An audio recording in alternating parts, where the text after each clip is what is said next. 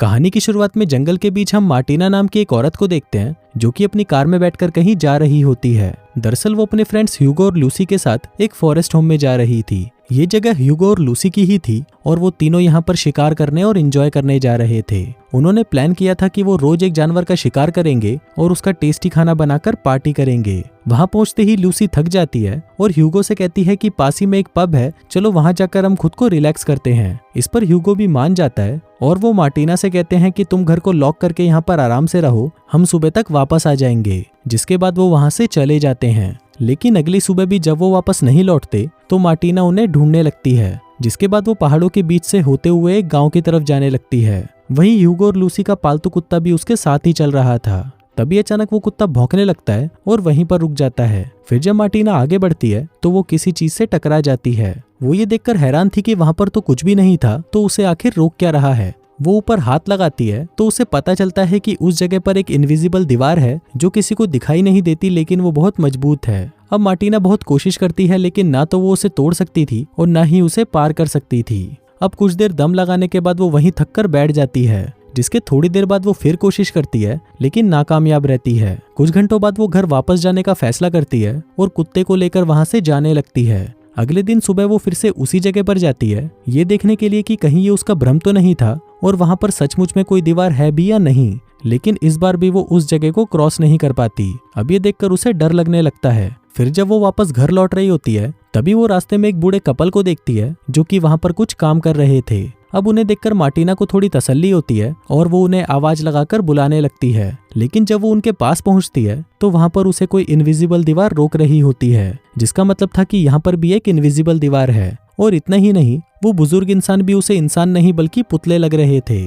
लेकिन फिर जब मार्टिना उन्हें दूरबीन से देखती है तो उसे पता चलता है कि वो इंसान ही है जो वहां पर फ्रीज हो चुके हैं। मार्टिना को लगता है कि इस इनविजिबल दीवार की दूसरी तरफ सभी लोग मर चुके हैं। जिसके बाद वो इन्हीं सबको देखकर अपना टाइम पास करने लगती है। फिर रोज की तरह ही वो एक दिन जंगल में चल रही होती है कि अचानक उसे एक गाय दिखाई देती है जो उसी की तरफ आ रही थी। अब पहले तो मार्टिना डरकर उससे दूर चली जाती है, लेकिन फिर वो अपने अकेलेपन के चलते उस गाय को भी अपने साथ अपने घर ले जाती है। अब वो गाय रोज दूध देती है जिससे मार्टिना अपनी चाय और कॉफी बना लेती है, जिसके बदले में वो उस गाय के लिए बहुत सारी घास काट कर लाती है और काफी मेहनत करके उसकी देखभाल करती है। एक दिन मार्टिना अपने घर के पीछे वाले रास्ते से अपनी कार लेकर जा रही होती है कि तभी कुछ ही दूरी पर उसकी गाड़ी किसी चीज से टकरा जाती है। मतलब वहां पर भी कोई इनविजिबल दीवार थी। वहीं से 20 फीट की दूरी पर एक और कार भी ऐसे ही खड़ी हुई थी, जिससे मार्टिना अंदाजा लगाती है कि इस दीवार की थिकनेस लगभग 20 फुट है। अब उसके लिए इम्पॉसिबल था कि कैसे उस दीवार को तोड़ा या हटाया जाए जिसे वो दिखाई तक नहीं दे रही थी।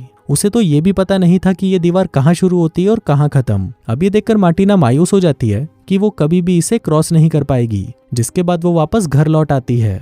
अब वहीं पर ही बस जाने के अलावा मार्टिना को और कोई रास्ता समझ नहीं आता, इसलिए वो सर्दियां आने से पहले ही अपनी और गाय की जरूरत की सारी चीजें इकट्ठा करके अपने घर में रख लेती है। साथ ही वो चूल्हे के लिए भी ढेर सारी लकड़ियां इकट्ठा कर लेती है। अब यहाँ पर रहकर उसने आलू और कई तरह की सब्जियां भी उगा ली थी, जिन्हें काटकर वो अगले 6 महीने तक के खाने का इंतजाम कर लेती है। फिर एक दिन वहां पर एक बिल्ली आ जाती है और मार्टिना उसे भी अपने घर में रख लेती है। लेकिन उसका सच्चा दोस्त अभी भी उसका कुत्ता ही था, जिसे वो बहुत प्यार करती थी। मार्टिना कभी कभी जंगल में जाकर शिकार भी किया करती थी। पहले ही दिन वो हिरण का शिकार करने की कोशिश करती है, लेकिन वो ठीक से निशाना नहीं लगा पाती और वापस घर लौट आती है। अगले दिन वो फिर से शिकार पर जाती है, लेकिन इस बार उसका निशाना नहीं चूकता। वो मरे हुए हिरण को अपने घर ले आती है, जिसके बाद वो उसे काटकर और पकाकर खा जाती है। फिर अगले दिन वो एक पहाड़ के ऊपर पहुंचती है, जहां इतने खूबसूरत से आसमान को देखकर वो प्रकृति की सुंदरता में खो जाती है और वहीं पर सो जाती है। फिर जब वो घर लौटती है तो उसे पता चलता है कि उस बिल्ली ने बच्चा दे दिया है। अब धीरे धीरे दिन बीतते हैं और ऐसे ही कई महीने निकल जाते हैं।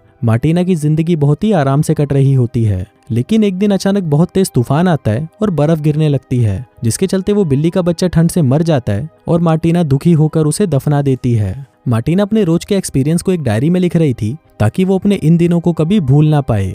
और बाहरी दुनिया से इस तरह से दूर रहते रहते उसे डर लगने लगता है कि कहीं वो पागल ना हो जाए। उसके पास एक ही डायरी होती है जिसके भर जाने तक ही वो उसमें लिख सकती थी, और जब वो डायरी भर जाएगी तो उसकी कहानी भी वहीं खत्म हो जाएगी।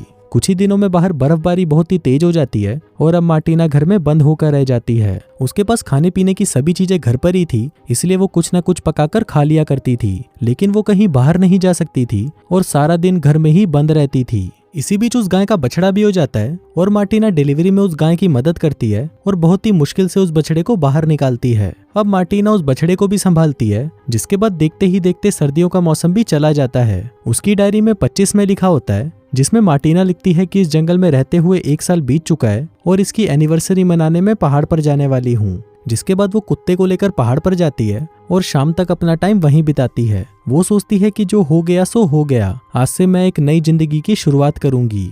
जिसे सोचकर वो घर लौटती है और अब वो पहले जैसी मायूस नहीं होती। जिसके बाद वो अपनी डायरी को पढ़ने लगती है। अब और वक्त बीतता है और कई साल गुजर जाते हैं। जिसके बाद एक बार फिर से सर्दियों का मौसम आता है और मार्टिना उसका सामना आसानी से कर लेती है। फिर बसंत का मौसम आता है, जहां मार्टिना एक सफेद कौवे को देखती है जो कि थोड़ा घबराया हुआ था क्योंकि बाकी के काले कौवे उसे भगा रहे थे। उसे देखकर मार्टिना को लगता है कि ये कौवा भी मेरी तरह है, जो कि जंगल में अकेला है और बाकी लोगों से उसका कोई संबंध नहीं। लेकिन फिर भी वो घबराकर भागा नहीं, बल्कि उसने अपनी जिंदगी के असली मकसद को समझा और उसे खुशी खुशी अपनाया। अब उस कौवे में अपने आप को देखकर मार्टिना को उससे हमदर्दी होने लगती है। वो उस कौवे को खाना देती है और कुछ दिन यूं ही बीत जाते हैं। अब मार्टिना धीरे धीरे अपनी पुरानी जिंदगी भूलने लगी थी। एक दिन वो अपने कुत्ते के साथ पहाड़ से लौट रही थी, लेकिन जब वो नीचे जाती है तो वो ये देखकर शॉक्ड हो जाती है कि एक पागल आदमी उसके गाय के बछड़े का सिर काट रहा होता है। उस आदमी को देखकर लग रहा था कि शायद वो भी मार्टिना की तरह ही उन दीवारों के बीच में फंस गया था,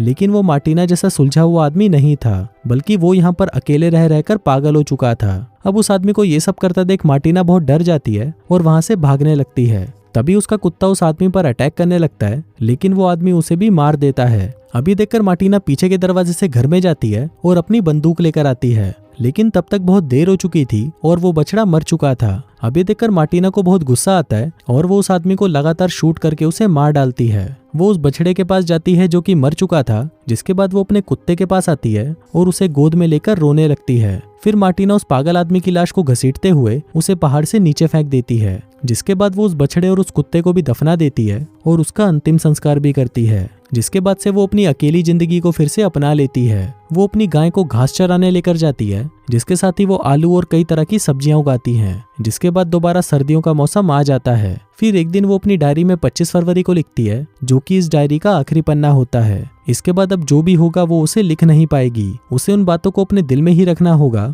और बाकी की जिंदगी इस उम्मीद में बितानी होगी कि शायद वो कभी यहाँ से निकल पाएगी। उसके चारों तरफ की ये इनविजिबल दीवार गिर जाएगी और वो जंगल वाला रास्ता वापस से खुल जाएगा। अब उम्मीद रखने के अलावा वो और कुछ नहीं कर सकती थी। अब डायरी के पन्नों के खत्म हो जाने के बाद वो लिखना बंद कर देती है और इसी के साथ ही ये कहानी यहीं खत्म हो जाती है। दोस्तों, आपको वीडियो कैसा लगा मुझे नीचे कमेंट करके जरूर बताएं, और अगर आपको वीडियो अच्छा लगा हो तो प्लीज इस वीडियो को लाइक करके मेरे चैनल को सब्सक्राइब कर लेना। मैं मिलता हूँ आपसे अगले वीडियो में, तब तक के लिए बाय।